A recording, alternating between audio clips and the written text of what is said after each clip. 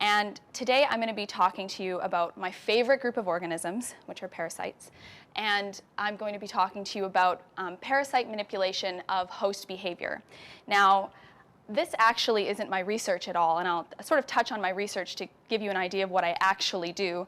This is just something that I think is super cool, and I hope that you think it's super cool too by the end. So my research actually deals with rats in Vancouver. You may have heard of the Vancouver Rat Project before. So essentially here in Vancouver we have rats. They're everywhere. They're particularly problematic in the downtown east side where you have a lot of people living on the streets. They're in close contact with rats, and rats carry a number of diseases, and there's a high risk then when people are in contact with rats that they could receive some of these diseases from the rats. And so how do parasites fit into this? Well, rats can transmit disease to people, and they can transmit disease to other rats, and their fleas can do that too. So my job on the Vancouver Rat Project is to essentially look at the fleas that live on rats and see if they carry anything that's dangerous to humans. And so usually when I get to this point, people start thinking, well, that's pretty gross. Like, you study parasites and you study rats. Like, neither of those is particularly endearing. And I would like to argue that rats are pretty adorable when you put them in tiny outfits. There's actually nothing cuter than this. And so at least you can dress rats up a little bit and redeem them somehow. Parasites don't really work the same way. You can't take a tapeworm and put it in a Snuggie and expect people to think that that tapeworm is now really cute. First, you'd have to construct the Snuggie, which would be a whole other level of difficult, and still I don't think it would do much of a job. So instead of showing you adorable pictures of parasites, I'm going to have to do something to show you why they're so, so cool. And I think I'm ready to do that. So, parasites. Parasites are any organism that derive a benefit from another organism. So they take from it. They take nutrients, they take shelter, they take any number of things. And parasites are incredibly diverse, and we're going to touch on some of this diversity. There's somewhere between 75,000 and 300,000 species of parasites, and that's probably even an underestimate. So there's lots and lots out there. And we sort of fit them into two very broad categories to start out. So we have endoparasites. Endo means inside, so endoparasites are those parasites that live inside of you. And we have ectoparasites. Ecto means outside, so parasites that would live, for example, on your skin, in your hair, something along those lines. And believe you me when I say parasites can infect pretty much every area of you. So as examples of endoparasites, we have some that infect the digestive tract, the intestines. So this is Giardia. You may have heard of it before. Beaver fever is a common term for it. You can get it if you're out hiking and you drink some infected water running through one of those really clean looking brooks that isn't actually so clean. You can have a nice bout of diarrhea from these guys. So always filter your water when you're out hiking. And then one that most people know about, so here's a tapeworm. Those guys get incredibly long and they feed off nutrients within your digestive tract. So here you have two very different organisms. This guy here is just very, very small, microscopic, and these guys can get quite large, and both of those will live in the intestine. Then you have those that can actually live in the blood. So here we have malaria, and here we have something called sleeping sickness, which is caused by trypanosomes. And these guys are absolutely beautiful. I'm sure if you have them, you don't really take the time to think that, but they are quite gorgeous. So malaria is transmitted by mosquitoes. It'll pick up malaria from one host in a blood meal, fly onto another host, and give that malaria to the next host.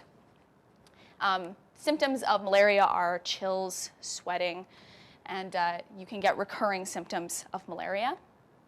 Trypanosomes, on the other hand, there's two very common types of disease caused by trypanosomes. One's called African sleeping sickness. That's transmitted by a fly, a tsetse fly. The other is called Chagas disease, and that's more in South America, and that's transmitted by adorably named kissing bugs. And so both of these are transmitted by insects in this case. And then finally, we have the parasites that live on you, on your skin. I'm sure we're all familiar with ticks. We get them on our dogs, we get them on our cats, we get them on us. Ticks are famous right now, especially for transmitting Lyme disease, which is quite a concern. And then we also have fleas, my favorite, of course. Fleas are, as far as diseases that they transmit, are really known for the big bad, which is the plague caused by Yersinia pestis. The plague wiped out tons of people back in the 13 and 1400s. So fleas would pick up Yersinia pestis from one host, and they would move from a rat, for example, jump onto a person, and you would get it from that rat. So these are two organisms which will transmit diseases through their blood meals as well. So as you can see, a lot of diversity in your intestines, in your blood, on your skin. They're everywhere. And to draw a distinction, so I've been talking about parasites, but we're also going to talk about parasitoids today. So parasites will live on or in the host, and they'll derive this benefit from the host, so they'll feed on the host. But the main thing that makes it different from a parasitoid is that it does not kill the host. It doesn't want to kill the host. If the host dies, it's sayonara for the parasite. So it wants that host to keep living, and it'll keep feeding on that host. Parasitoids, on the other hand, a little bit more vicious. They actually will kill the host in the end. And that's all part of their game plan, and we'll see a couple really neat examples of that today too. So what makes a host? You probably host dinner parties sometimes. People come and you feed them, and it's this really lovely situation. Maybe you share a glass of wine. Not quite the same. I mean, sort of the same in that you're feeding the parasite, but not nearly as friendly, perhaps. So what makes a host? Any organism that harbors another on or in itself. So if you have an organism that's feeding off of you, you're a host. And literally everything can be a host. Spiders, insects, vertebrates like reptiles and birds, plants. This is me dressed up like a parasitized ant for Halloween a few years ago. This is my ant head. That's the fungus coming out of my head. We're going to talk about that later today too. Not a lot of people got it, unfortunately. But I thought I was really cool, so I think that that's probably all that matters. But literally anything can be a host, and parasites themselves can be hosts. There are parasites of parasites, and we'll talk about that a little bit near the end. And so when we think of parasites, we think of them sometimes, I think, as really simplistic organisms. You think of a tapeworm, and it's ooey and gooey, and there's really not that much going on. I mean, it's long, but how complicated can it be? And I would argue that parasites are some of the most complicated organisms out there. They change their body style all the time. They have to get through numbers of different hosts. And I'd like to illustrate that with this life cycle, which is really one of my favorites. So this is a trematode called Dicrosuilium. Name's not important. But the adult of the parasite, so here's the adult, it lives in this cow. And the cow is called a definitive host. Now, a definitive host is the host in which the adult parasites reproduce. So we've got the adults, they're having babies in the cow, that's our definitive host. They lay their eggs, and the eggs come out in the cow's feces. Now, the parasite needs to get back into that cow somehow, because it needs to become an adult and lay eggs again, and it needs the cow, so what's it going to do? Well, it does a couple things. So first, along comes a snail. They love eating cow poop. So they come along and they eat up the eggs that are in this cow poop. And the parasite enters the snail, and it changes its body form. So here, this is called a miracidium, and then it changes into this cercaria, and it stays in the snail. So it changes its body form completely, the whole thing. And this host here is called an intermediate host because the parasite lives inside of it, but it doesn't reproduce, okay? Now, what's the next step? Well, the parasites come out in the snail slime. So here they are. They come out in that nice little snail slime. And you know what loves to eat snail slime? Ants. They love it. They just love snail slime. So they come along and they eat up the snail slime, and they get the parasite inside of them. Okay, so now we have two intermediate hosts, and that parasite needs to get back into the cow. Cows aren't really known for just feeding on ants, so it has to do something pretty amazing to get back inside that cow. And what's it going to do? Well, in the evening, ants tend to go underground with all their ant buddies, but not this ant, not this parasitized ant. What it's going to do is the parasite is going to manipulate its brain. Okay? It's going to change everything going on in there. And the ant is instead going to climb up onto a blade of grass, latch onto that blade of grass, and stay there overnight.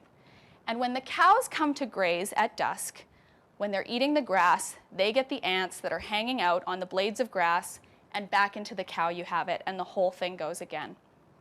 So here you have a parasite that not only has 3 hosts, it has 1 definitive and 2 intermediate hosts, and it's changing its body form, and it's manipulating an ant to make it go up onto a blade of grass and hang out there overnight. That's smarter than I think anything I could come up with. So it's pretty amazing, and we think of them as so simplistic, and they're not. And this isn't even a particularly complicated life cycle. Some parasites have 3 or 4 intermediate hosts, so it's pretty amazing. So we're going to talk about this manipulation. That's a really great example of parasite manipulation. And we're going to talk about this in a couple contexts. So I want you to think about manipulation sort of like you're a puppet master. You've got this organism or this other individual here, and it's on your puppet strings, and you're playing with it to make it do what you want. And so we're going to talk about these alterations in host behavior and appearance which are caused by the parasite or induced by the parasite and result in benefit for that parasite. There are lots of other changes we could see. Hosts can change their behavior because they're trying to get rid of a parasite, for example. We don't care about those. We want to know about the ones that parasites are doing to manipulate their host so they can finish their life cycle. So we're going to start off with one of my favorites, and we're going to start off in appearance. So this is an adorable little snail, and this little snail is host to a parasite called Leucochloridium. And the definitive host, so remember the host in which the parasite reproduces, is a bird. So it moves between a bird and a snail, does this cycle. So in the bird, the parasite lays its eggs, and they come out, and this parasite's a little worm, it's a trematode, comes out in the feces, and the snail comes along and gobbles it up. Okay, so now our parasite is in the snail at least, so we're good there. But the problem is that the birds don't really go around eating snails. That's not really their food source normally. They'll eat other things. Can you think of some things that a bird might eat? What do you think of birds eating? Worms. Worms. Great. Early bird catches the worm. They love worms. So this guy doesn't really look like a worm, but you can imagine then that the parasite might make it look like a worm. And that's exactly what it does. It makes the eye stalks look a little something like this. So it goes inside of the snail, and it infects the eye stalks right here. And it goes up into these eye stalks, and you can see it changes the color, so it sort of has this look of a worm or a caterpillar or something that the bird might eat. And it doesn't just do that. That's the best part. It doesn't just do that. Because this is great. I mean, it looks like a caterpillar now, but it really needs to catch that attention. Oh, and another interesting point is that it tends to infect the left side first. They don't know why. You can see in this case both eye stalks are infected, but generally it'll be the left one first. So here's a little video, which I just love, of the infected snail. So the parasite goes into the eye stalks and forms something called brood sacs, and they're just filled with other little tinier parasites, and they throb like this. And why do you think they throb? What does that look like? If you were a worm. Yeah, looks like you're moving. Looks like you're inching along. So now not only do you look like a little worm or a caterpillar, you're kind of acting like one too, which is pretty crazy. And so the bird sees this, and it swoops down, and it bites off one of these eye stalks. Now remember, parasites don't typically kill their hosts. That's what parasitoids do.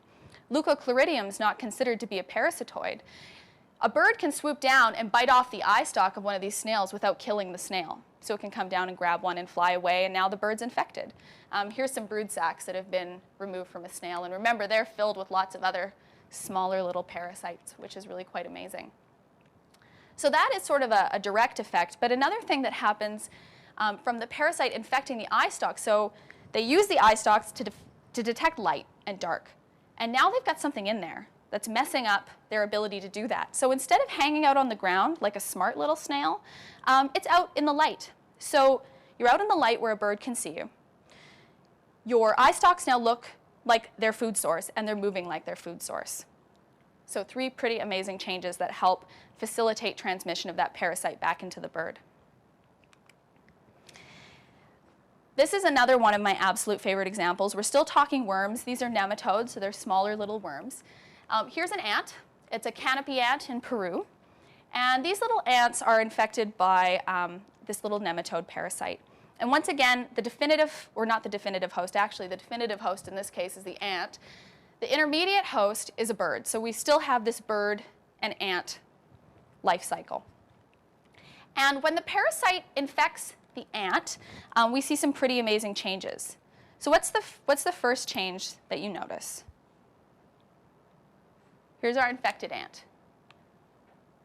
What's different? He's red. Exactly. He's got a red abdomen. So think of his bum here. It's all red, all different from this guy. And so that's one big change in appearance that we notice, but there's a few other changes. The first is something called gaster flagging. What gaster flagging is, so here we have our regular ant, and its abdomen, its bum, is near the ground. In this case, it's pushed up. So it's like the ant is sort of presenting its abdomen upwards towards potentially a bird. The next is decreased aggression. So normally you would think if a bird came in to bite you, you'd be all aggressive. You wouldn't like that very much. These guys are a little bit more chill. They're okay. They're not going to put up as much of a fight. They also have a weakened junction of the abdomen. So this is usually a pretty strong point right here. In these guys, it becomes really weak. So you could go in and just snap the abdomen off. And why is that important? The parasites are all in the abdomen. So the parasites are fed, so they're in the bird feces. They're fed to larval ants by adult ants. And then as the larvae progress, they move into the abdomen of the ant, and they set up shop there, creating smaller and smaller little nematode parasites. So they're in there, weakening the abdomen, causing it to go up. They think the gaster flags because there's pressure on the nerve cord, which causes it to atrophy and raise. And now they're not as aggressive. And the final interesting point, and why this is interesting, you'll see in a second, is that the brighter the color, the more infectious. So that's when the nematodes are at their most infectious. So why do we care? We know all these things now. Well, the birds that happen to feed on these little ants don't normally feed on them. They actually feed on, so there's our infected ant and a bunch of uninfected ants. They actually feed on fruit. So here's our ant. There's its abdomen. There's a fruit right next to it. Do those not look strikingly similar? They are so similar. And actually, if you were to take a color profile and look at them, so here you have an uninfected ant, you have your infected ant, and you have red fruit, and they do some wavelength analysis and reflectance, and these two are really similar. So you've got a parasite that goes into the abdomen and makes it look like the bird's fruit choice, its favorite kind of food. You make it less aggressive so that if a bird comes in to bite it, it's not really going to put up a fight. You make that junction between the abdomen and the rest of the ant really weak so you can just rip it off. And then you also make it its most attractive to the bird when the parasite itself is its most infectious. Lots of things going on there. And there you can see again the abdomen of the ant and a nice little fruit right next to it. So we focused mostly on appearance there. There was some behavioral changes, but now we're going to look at some pretty amazing behavioral changes. I like to call this one the bodyguard, and so does everybody else, so I'm really not that creative in it. We're going to be talking about parasitoid wasps for the next two examples because they're so cool. And we've got a couple examples here up at the front, so you can come up and have a look at them later if you like. These parasitoid wasps lay eggs inside of this little caterpillar, and they could lay up to 80 eggs. And they lay the eggs inside the caterpillar for a couple reasons. One, when the eggs are in the caterpillar, they hatch, and you've got your larvae there, and they feed on the caterpillar, so now they've got food. And they also have protection. They're not out in the open. They can't be eaten by really anything else unless the caterpillar gets eaten. So they've got protection. They've got a constant food source. Now that's all well and fine. The caterpillar kind of goes about its business. I'm sure it's not feeling so great, but it's still doing its thing.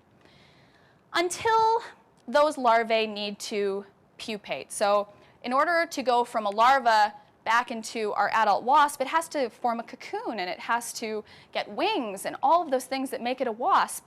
And it can't do that inside of the caterpillar. So imagine, if you will, you're a caterpillar, and you have 80 eggs that are now larvae inside of you. And this is the thing of horror stories. They erupt through the sides of the caterpillar. They slowly chew their way out, and the caterpillar does not die. I would want to die. The caterpillar does not die. It lives. And now you've got all these little baby parasite or wasps. They're here, and they're pupated. So they go out onto a stalk, for example. They form their little cocoons, and they're doing their thing. A couple of these wasps stay behind, and they manipulate the caterpillar's behavior. And why would they need to manipulate the behavior? Well, once these little wasps are pupated, they're actually at risk of predation from other insects. Those other insects could come along, like this guy, could come along and eat them or kill them somehow. And they don't want that. So a couple of these little wasps stay inside the caterpillar and manipulate it to act as a bodyguard. And what the caterpillar will do is it will set up shop next to these wasps, will hang out, and then if threatened, it will thrash until the threat is gone. So we can watch that right here. Here we have an approach. No. And resume. And if you look at one of these caterpillars when they're uninfected, they don't care. If you have a similar insect on top of them, they're just whatever. They don't mind at all. So pretty amazing behavioral change. Along the same vein, we have another parasitoid wasp. This one actually lays one egg onto the back or the abdomen of an orb-weaving spider. So these are these beautiful spiders. If you're not such a fan of spiders, I guarantee you're about to feel pretty bad for them, so that'll be a nice change for you. But they lay a little egg out here on the outside of the abdomen of the spider, and you might think, okay, I just saw 80 larvae come out of a caterpillar. One seems like no big deal. Well, that larva will attach to the outside, and it'll grow, and it'll slowly feed on that spider. And the spider goes about its normal business. It's just one larva. Who cares, right? It just keeps doing its thing. And the larva continues to grow. Now, as we saw with the last example, the larva needs to pupate. So it needs a place to pupate. It needs support so it can pupate. It needs food so it can pupate. So what it'll do, after about 2 weeks of slowly feeding on this spider, it will start to change the spider's behavior. And the spider that normally builds a web that looks like this, beautiful spider web, one you would typically see, now builds a web like this. So it builds a web that is really strong and can bear support from the middle. So it'll build this web, the spider will crawl up into the middle, lay itself out, and the parasite or the wasp larva will now secrete a chemical which kills the spider. It will suck it dry, throw the carcass away dramatically, and then build a cocoon and suspend itself from the middle of this much more fortified and strong web. So didn't even thank the spider for all the work that it did, just ate it, and then finished its life cycle. And no talk would really be complete unless we kind of moved on from, so we've done parasitoid wasps now, we've talked about a few different kinds of worms. Now we're going to talk about a fungus that you may have heard about before called cordyceps. And cordyceps is a fungus which infects a lot of different kinds of insects and arthropods. So here we have an ant. There's fungus coming out of the ant right there. We have another insect with a whole bunch of different fruiting bodies of that fungus here. A moth, absolutely covered in that lovely fungus, and then a spider down here. So they infect a broad range. There's lots of different species of cordyceps fungus, and they're really quite amazing. So they use the body of their insect host as nutrients, and they also use it in a very amazing way to infect other organisms. So this is a video from the BBC, I believe, of the cordyceps fungus. And what will happen, so we'll play this in a second, an ant will be out and about, and it will have some of the spores of the fungus fall on them. And the spores will burrow through the exoskeleton, so think of that as a nice hard shell around your body, nice and supportive. They'll bore right through that inside of the ant, in this case.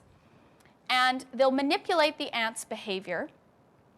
And the ant will climb up on a stick in some species. In others, it will go onto the underside of a leaf, and it will take its mouth parts, called mandibles, mouth parts, latch on there, and that's called the death grip, and it will die there. The fungus will then kill the ant, and it will grow. And so here's a nice little video of that. So our ant has already been manipulated. It's climbed up onto a twig, and then here you can start to see the fungus, the fruiting body of the fungus, growing out of the head of the ant. Other things that you'll sometimes see is fungus will come out of the ant down here and sort of form a protective case to hold it onto the twig or onto the leaf to be more supportive. And it'll grow, grow, grow. And then once it's done growing, it will rain out spores. And spores are that, they need those spores to infect other ants. That's the infective part that goes inside of the other ants. So they need to finish this, and then spores will come out. Now, why do they manipulate them up? Why do they manipulate them on the underside of a leaf? A couple of reasons. So this was a really interesting study back in 2009, and they've done quite a bit more research since. But so here we have our ant on the underside of a leaf, and what they found is that ants in their study were typically about 25 centimeters from the ground. And they hypothesized that the reason for this was because things that were required for the fungus to grow, such as a specific humidity, like moisture, or a specific heat, were found at these heights. And that's exactly what they found. So we have the ants here around 25 centimeters high. You see that humidity and temperature are both, they're pretty specific. They're not that variable. Whereas when you get to higher heights from the ground, there's a lot more variability there. And they took ants that were at this height, that were just starting to grow fungi, and they moved them. They moved them lower, they moved them higher, and they found that the fungus wasn't as able to grow. So, and they also found here that they tend to be more in the northwest orientation underside the leaf, which they believed also had something to do with these perfect conditions for the fungus to grow. So the fungus is there. It's growing perfectly. The ant has taken it to its favorite place in the whole world, and it's put it on the underside of a leaf because it needs to get into other ants. And if you have the fungus coming out of the ant's head towards the ground, it can rain, literally rain down on other ants. The spores can rain down upon them, and they can infect other ants. This is pretty amazing. So moving on from the fungus, we're going to get to a couple here. So why should you care about you? Can you be manipulated? And I'm going to tell you that you can be and that you are, potentially. Toxoplasma is one that you may have heard of before. Toxoplasma is a small protozoan parasite, so imagine microscopic, very small. And typically moves between not ants. I love ants, so I'm really used to talking about them, but cats and mice or rats. And they have this life cycle together. So the parasite infects the cat. That's its final definitive host. The oocysts, which you can kind of think of, I guess, like eggs, they come out, they go into the mouse eats it in the poop, and then it has to get back into the cat. Some changes that they found in mice and rats as a result of being infected with toxoplasma are that mice and rats that are infected tend to be less afraid of cats. So they're more likely to go near to a cat. Now, the cat then has a much easier source of food, and the parasite is more likely to get into the cat. Not only do they tend to be less afraid, they also have sort of an attraction to the smell of cat urine. So you're not that afraid, and maybe you're actually going to go seek out areas where there are cats. Infected mice and rats also have increased reaction times. So what that means is they can't react as quickly. So if you have a cat that runs at you, it might take you an extra couple seconds to think about where you're going to go, and you really needed those extra couple seconds to get away, and now you don't have it. So all of these things are believed to help transmit that parasite from the cat, from the rat back into the cat. And so here's the life cycle of toxoplasma. So here we have our definitive host, which is the cat. Here are those oocysts. They come out in the cat feces, and they infect. Well, here's a mouse or a rat. You'll notice you're here too. We've got sheep, we've got poultry, kangaroos, foxes. I mean, they infect lots of different things. And so the most common life cycle that you'll see is the cat then giving it to something like a rat or a mouse, and then the cat gets it again. Now, when it gets into you, the cat doesn't really eat you. I mean, your cat that you have might want to eat you. There might have been cats, much longer ago when that was actually a risk. You could have been eaten by a large cat. Not so much of a risk anymore, thankfully. But you can imagine then that there might be some sorts of behavioral changes that would occur in you that the parasite is still trying to get you into that cat. And we'll talk about that in a second. I just want to point out also that there's a few other ways that you can become infected with toxoplasma. One is if you eat infected meat. So let's say a sheep is infected. You eat the meat of that organism, you could become ill. And then another is you can actually pass that to your offspring. So if you're pregnant at the time of infection, you can actually pass that to your offspring and they can become infected. You may have heard before that women who are pregnant should not clean litter boxes. We're going to talk about, cats secreted in their feces, so if you're being exposed to the feces, your risk of acquiring that parasite is potentially higher. And the risk to the mother might not be so great, but to the fetus it is quite great. So there are a lot of developmental issues that arise when a woman becomes pregnant when she is pregnant, or becomes infected when she's pregnant.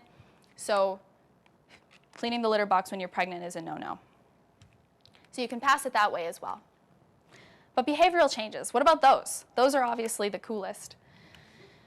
So when we think about this, we kind of think of that whole crazy cat lady thing, and which isn't really an accurate depiction, but I like it, so it's up there anyway. Similar to mice, in people we see increased reaction times.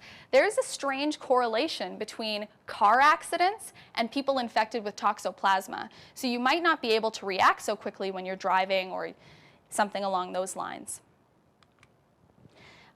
There's also a link between the initiation of severe forms of schizophrenia and toxoplasma infection. Toxoplasma is believed to influence the amount of dopamine that you have, and dopamine is also an issue with schizophrenia, and so there's quite a strong link between schizophrenia in individuals and infection with toxoplasma. Another is changes in sociability. Men who are infected with toxoplasma tend to become less social. Women tend to become more social. There's also a study that men who were infected with toxoplasma tended to go outside with their shirts all ruffled and not as well kept. I'm not really sure what that had to do with it as much. Maybe recklessness. You don't care about your appearance as much. And you might argue that maybe some of these things aren't a result of toxoplasma, but maybe they're making you more likely to get toxoplasma. And people have sort of thought about that, and they've gone about some studies, but what they've shown is that these symptoms actually increase with time, so there's a very strong link between it actually being caused by toxoplasma infection. But not to fear, okay? This is my cat, this is Gizmo. She may be crazy, but I don't think she has toxoplasma. You don't have to go home and get rid of your cats or throw out your litter boxes. Cats themselves in your home are not your greatest risk to toxoplasma. If you have an indoor cat, it's unlikely that they even have toxoplasmosis. 1/3 of the population already has it. You might even have toxoplasma now. The major risk factors for toxoplasma are actually gardening and having a sandbox outside. It's really feral wild cats who are running around doing their business in your gardening and doing their business in your sandbox. So if you have a sandbox at home, we recommend covering it up when you're not in it and making sure you don't have cats in there having a good time. And as far as human-induced or human-related behavioral changes, I'm going to finish with this one, which I really like. The science is okay. I mean, it's a great first start. But what essentially they wanted to look at is, well, let's start this way. Parasites probably influence our behavior. I mean, we've seen it a lot in other organisms. We're really no better. I mean, sure, we can get up and give fancy talks, but we're not that much better. But you can't really take people and infect them with parasites to figure out if that's happening. I mean, there are a lot of really good reasons why you can't do that. But one thing that you could do is you could look at the effects of vaccination on behavior. So when you're vaccinated, you're getting an attenuated or weakened strain of a virus. And so perhaps you could use that weakened strain to see if there's any changes in behavior in people who have been vaccinated. And there's a couple typical things that you see with flu. I mean, sneezing and coughing are sort of argued to be behavioral changes in a sense. You're trying to get the flu out to other people. You're transmitting it that way. But in this study, they took a group of individuals and they vaccinated them. And they followed them for about 2 weeks and all the social interactions they had. And what they found is that 2 days after vaccination, the people who were vaccinated were more social than any other time during that 2 weeks. So not only did they interact with more people, actually they interacted with twice as many people in general. They tended to go to larger gatherings. And they controlled for things like, okay, maybe that 2 days fell on a weekend. They controlled for that as well. It just so happened that this 2 days following, you were more social. And why would that matter? 2 days after you get the flu is the time you're most infectious, or you're quite infectious and you don't have symptoms yet. So you could be out interacting with people because you're not sick, you don't notice that you're sick, and you're incredibly infectious. So what a great time for that virus to get you out and meeting more people. They're doing follow-up studies with a placebo, and I'm really excited to see where that goes. So what's the take-home? What are we learning here? Well, there's a whole bunch of different mechanisms that parasites use to manipulate their hosts. Some of them do it just by being inside the host, just by making them look different. Some of them use these complex biochemical influences to change how their hosts behave. You have a huge diversity in species. You have unicellular organisms, very small, and then you have much larger organisms like tapeworms. You have parasitoid wasps. I mean, just across the spectrum. And there's also multiple origins of manipulation. So across evolutionary time, manipulation of parasites of their hosts has occurred at least 20 times, and that's probably a huge underestimate. So it's obviously a very effective form of transmission, and we're just seeing some of it. So these mechanisms are incredibly complex, and we may be missing big parts of this. So this is just one that I want to touch on briefly to show you how complex these things can be. So here we have a caterpillar, and it feeds on a plant.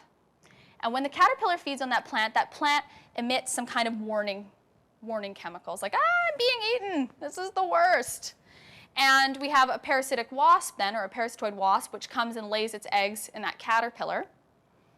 There's a hyperparasitoid, so these hyperparasitoid wasps can sense those chemicals that the plant's emitting, and it can sense if the caterpillar that's feeding on the plant is being parasitized by a parasitoid wasp. And if it is, it will come and parasitize that parasitoid wasp inside of the caterpillar. So you have a caterpillar feeding on a plant, parasitized by a wasp, which is itself parasitized by another wasp. You could very easily miss part of that somewhere along the lines. This is just the tip of things. I mean, there's still 7 million species left to be described, and they believe that 40 to 50% of them are probably parasites. Think about how many species are still left to be discovered and how many of them could be manipulating.